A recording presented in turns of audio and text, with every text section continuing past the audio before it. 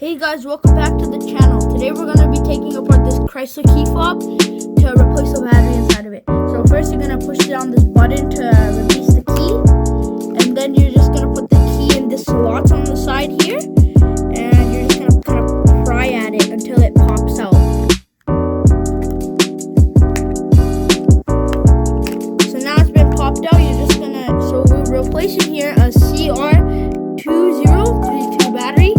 So you're going to just kind of put your key in there and just kind of pry it out. So now with our new battery here, we're just going to slide it back in. So you're just going to put that end in first and just push in. And then you're just going to put this cover back on and you're just going to kind of click it back in until you hear the pop.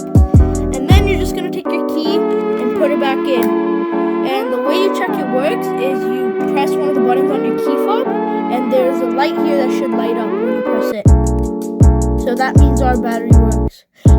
So thank you guys for watching. I hope you guys enjoyed. Please like